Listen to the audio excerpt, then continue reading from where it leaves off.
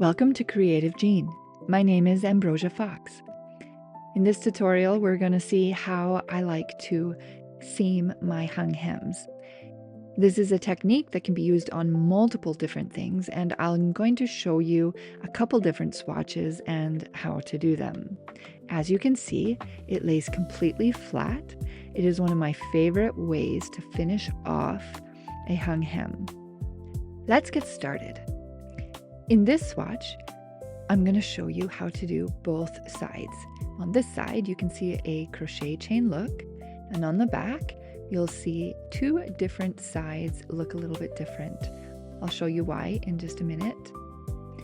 On the opposite end, you'll see that I do not have a crochet chain look on the outside, and then on the back, you're going to see the same left and right difference.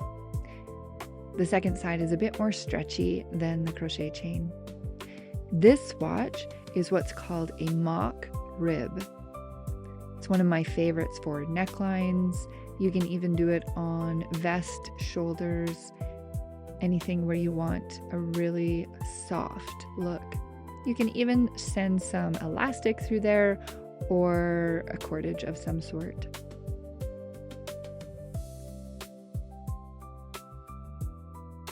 This swatch has lycra added just to the top. It's great for the tops of skirts or even the end of an arm around your wrist. Has a ton of stretch in it and a beautiful, beautiful back finish. So in the first swatch, we started off by doing a crochet cast on. If you don't know what that is, you basically just crochet the thread around the hooks.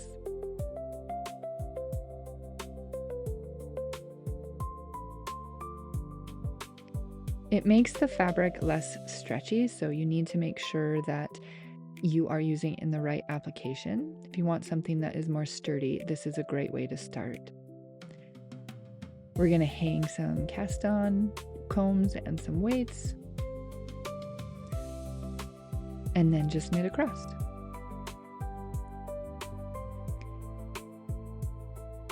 Grab your swatch or whatever it is that you are trying to put a top on and go ahead and hang that on all the way across. Push the needles back, hang some weights, and knit across. Knit as many rows as you think you need. Because this is going to come back on itself, make sure that you're doing it as tall as you need to. It's generally about double the height that you need. Now, remember how I said that you have a different right side and a different left side? This is how I did it. On half of the needles, I'm going to do every other needle. So that's transferring each stitch over. But then on the other side, I'm going to do every needle. Take off the cast on comb and weights.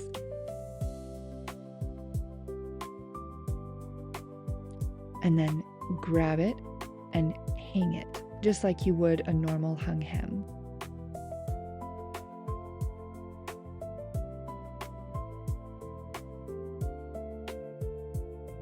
Now when you get to the middle, because we don't do every needle, we're only going to do every other needle, you're now going to skip stitches when you put them on, or loops.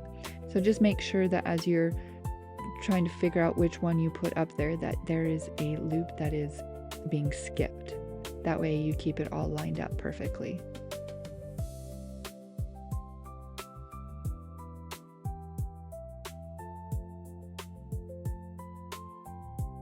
Push all the needles out to hold.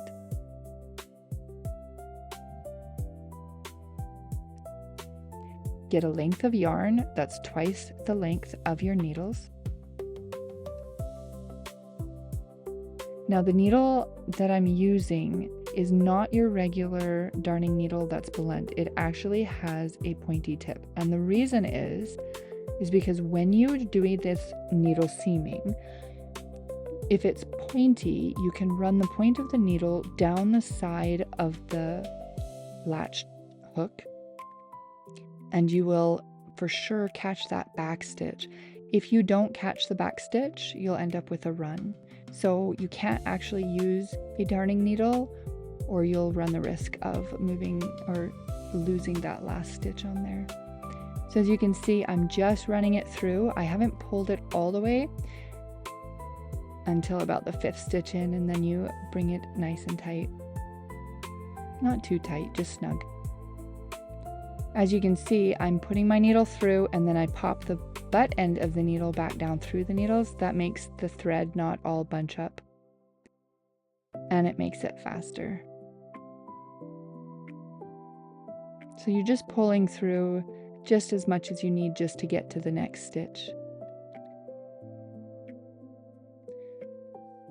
Make sure that the tip of the needle is on the side of the latch tool, the same direction as you are going. So in this instance, the thread has to come out on the right side.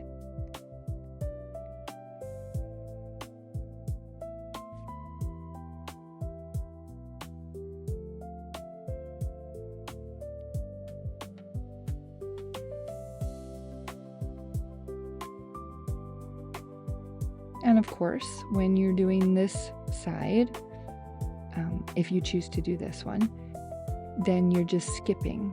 You don't have to do anything fancy with it. You're just bringing the yarn over, skipping a stitch. The reason you might choose to do the second one is because it's a little bit more stretchy than doing every needle. But I will say I like the look on the back of doing every needle. It's a little bit more neat. But you can see that the thread just zigzags back and forth and holds those stitches in place. So whichever application you're using, if you need it a bit more stretchy, then you do the every other needle, and if not, then you can do that one. You can remove your waste yarn, pop that off, and there it is. It's a very sturdy stitch and has a cute little barrier between the two. And on the inside, it's nice and flat.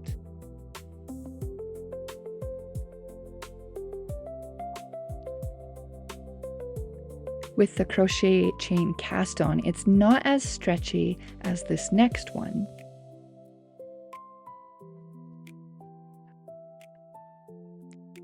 This time, you don't have to do a crochet chain. All you do is immediately put your stitches on. Whatever it is, the article that you want this to be on. You can also just do it right off the thing that you are knitting. Hang some weights. Push all the needles into hold and knit across.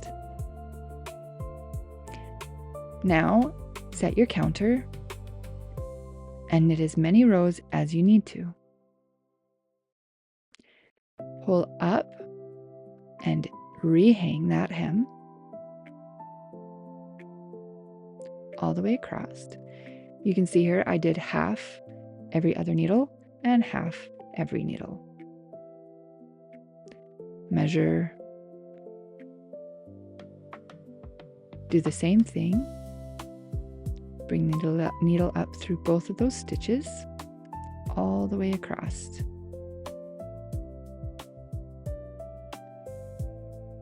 And there, you're done. And this one is a lot more stretchy than the crochet chain.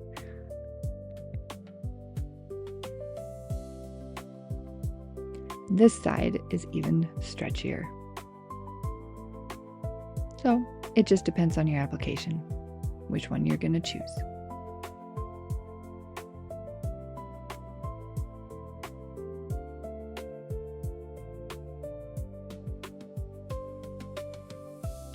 Did you know that you don't actually have to use your tool to put each individual loop up?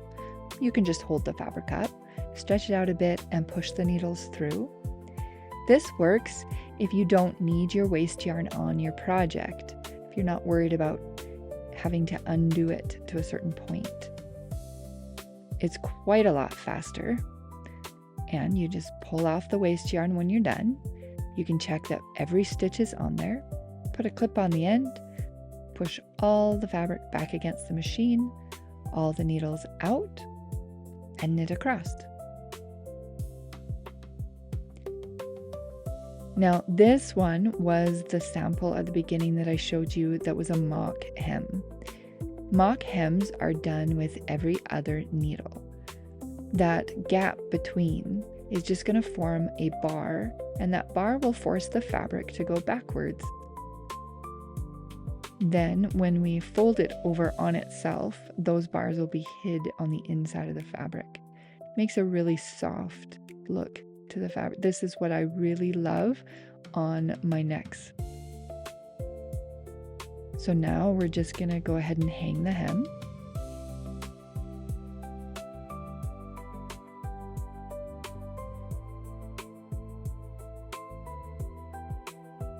This needle seaming technique is amazing because what it does is leaves it very stretchy, but also makes it so that you don't have that seam thickness around your neck. That's why I love it. It also uses less yarn, as you can see, because you're only going through the loops, not having to latch it.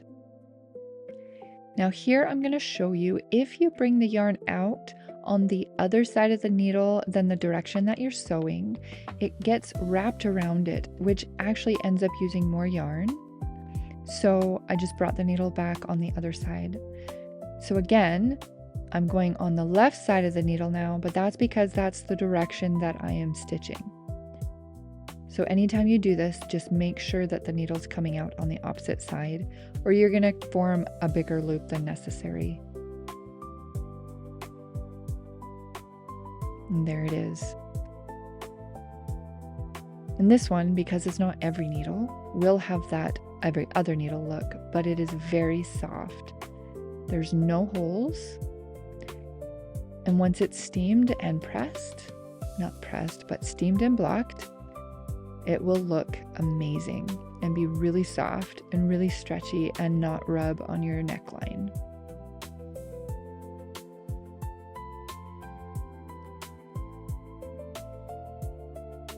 I really like that one. And last one. Okay, so I hung my sample swatch, took off the waste yarn, and knit my first row. Now I'm going to take and do the hung hem with the mock rib, just for half of it, so you can see what it looks like both ways.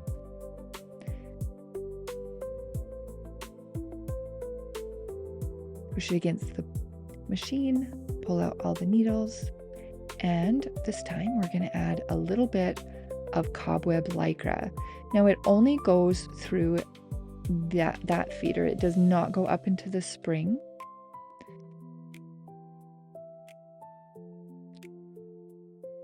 And you're going to want to pull out your regular feeder. You just undo the knobs on the top, and that little plate comes out right from the bottom there. And then I'm going to grab what's called a plating feeder. Now I got this off of eBay. It works great. And it's going to hold both my yarns in a position so that the machine picks it up the same way every time. On the back here, there's just some little grooves that it slides in. You need to make sure that it sits down in those grooves. And go ahead and put the screws back in.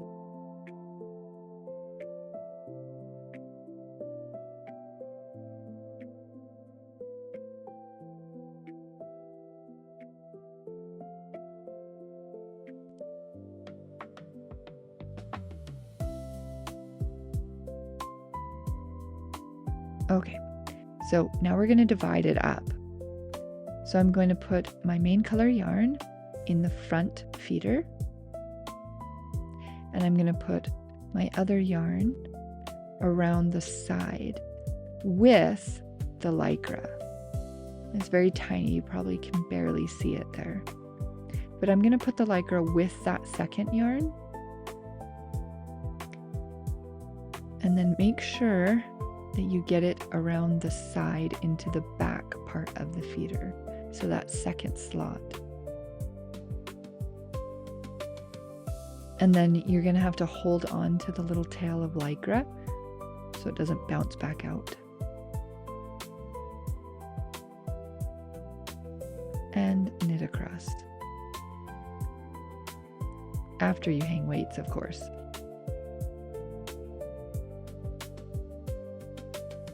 Now you can let go of the Lycra, tuck it behind, set your row counter,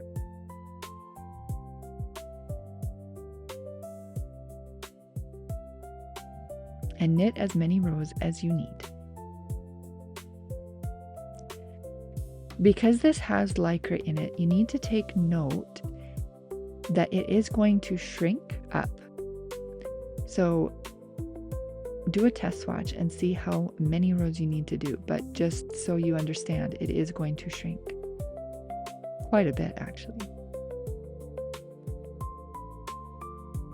Cut the Lycra off. You do not want to do the needle seaming with the Lycra. It does not turn out well. Remove both threads from your feeder, or one if you're just using one. Measure out twice the length of the needle bed. And then hang your hem.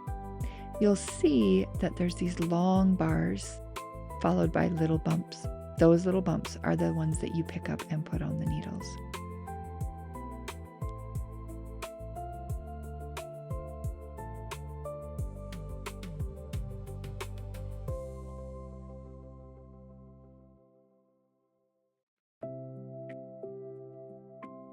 It's a little bit tedious. I think I turned the tension down just probably a little bit too far. That's okay for this swatch though.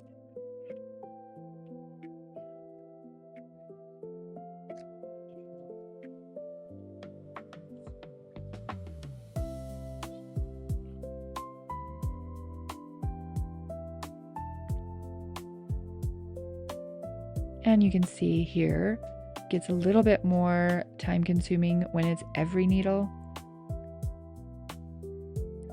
But because I use the plaiting feeder, all of the blue yarn is to the inside and the pink is to the outside. And you can see all of these little pink bars there. Those little bumps go right onto the needles. So it's really nice when you have two different colors and you're trying to figure it out. You can see clearly. If you're only using one color, you can just follow the line and it's always the purl bump above the line. Go all the way to the end, push out all your needles just like before, and run your needle through each.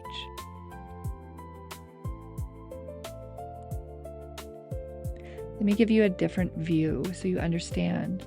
See how I'm running the needle against the metal of the latch needle?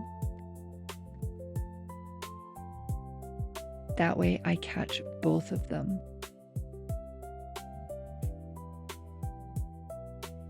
Now in this swatch, I did actually accidentally miss one of the back ones. You'll be able to see that in the final product, which is fine. You just catch it and stitch it in by hand.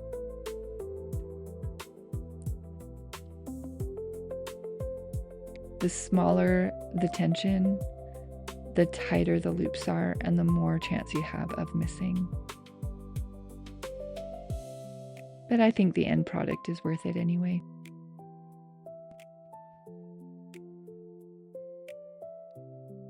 You just pop it off the needle bed, and you have a beautiful flat seam.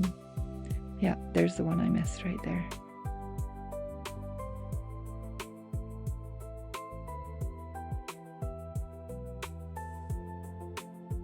So there's what the mock rib looks like, and that's what the stockinette looks like.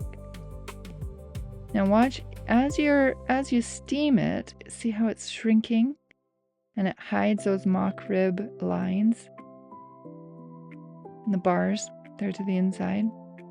It really pulls the fabric in and gathers it. That's why I said it would look really cool on maybe a sleeve cuff. Look how stretchy it is. It'd look really cute on a skirt as well.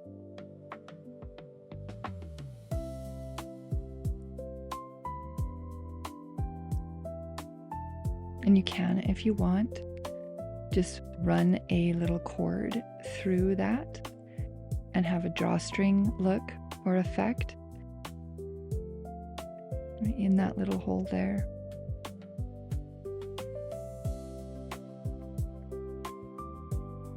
I think it's a really beautiful way to finish a garment. So it's about 2.5 inches and it goes out to about 4. That's about a 30% drawback. I'd say that's pretty good.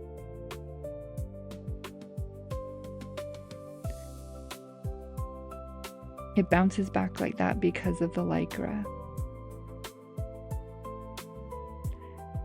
Anyways, let me know what you think. Thanks for watching.